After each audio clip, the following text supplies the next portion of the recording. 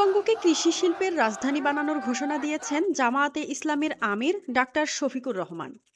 কৃষিপ্রধান এই অঞ্চলের মানুষ আশাবাদী হলেও প্রশ্ন উঠছে, এই পরিকল্পনা বাস্তবে কতটা সম্ভব। রংপুর, দিনাজপুর, নীলফামারী, কুড়িগ্রাম সহ উত্তরবঙ্গের জেলাগুলো দেশের খাদ্য উৎপাদনের বড় অংশ যোগান দেয়।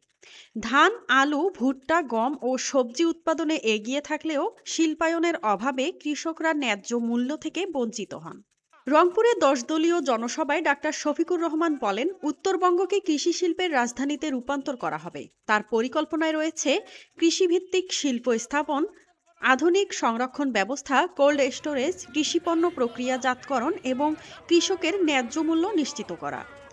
উত্তরবঙ্গকে কৃষি বিপ্লবের রাজধানীতে পরিণত করতে চাই। এই তিস্তাকে জীবন দেওয়ার মাধ্যমে গোটা উত্তরবঙ্গকে আমরা জীবন্ত করে তুলব ইনশাআল্লাহ। এইখানে তিস্তা মহাপরিকল্পনা যখনই বাস্তবায়ন হবে তখন অনেকগুলা উন্নয়নের দুয়ার খুলে যাবে। আমরা ইনশাআল্লাহ জায়গায় জায়গায় এগ্রো বেসড ইন্ডাস্ট্রি গড়ে তুলব। আপনাদের পণ্যের ন্যায্য মূল্য নিশ্চিত করা হবে, পণ্য সংরক্ষণের যথাযথ ব্যবস্থা করা হবে। ফলমূল যা ফলে উত্তরবঙ্গে তা দিয়ে সারা বছর বাংলাদেশের মানুষ আনন্দে খেতে পারত, কিন্তু এগুলা সংরক্ষণের কোনো ব্যবস্থা নেই বলে খুব তাড়াহুড়া করে পচে গলে অথবা বিক্রি করে সব শেষ হয়ে যায়।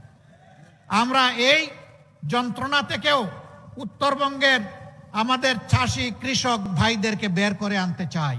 তবে এই পরিকল্পনা বাস্তবায়নে প্রয়োজন বড় অঙ্কের বিনিয়োগ, নিরবিচ্ছিন্ন বিদ্যুৎ ও গ্যাস সরবরাহ, উন্নত সড়ক ও রেল যোগাযোগ এবং কার্যকর বাজার ব্যবস্থাপনা।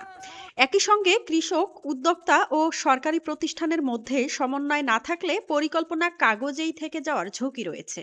উত্তরবঙ্গের কৃষি শিল্প সম্ভাবনাময় হলেও অতীতে বহু প্রতিশ্রুতি বাস্তবায়ন না হওয়ায় মানুষের আস্থার সংকট তৈরি হয়েছে। ফলে এবারের ঘোষণাকে মানুষ দেখছে কার্যকর রূপরেখা ও বাস্তব পদক্ষেপের অপেক্ষায়। সব মিলিয়ে উত্তরবঙ্গকে কৃষি শিল্পের রাজধানী বানানোর ঘোষণা সম্ভাবনার কথা শোনালেও বাস্তবায়নের পরীক্ষায় টিকে থাকতে হলে প্রতিশ্রুতির চেয়ে বেশি দরকার হবে পরিকল্পনা, বিনিয়োগ ও রাজনৈতিক সদিচ্ছা। মাজহাবিন মৌ, RNB নিউজ।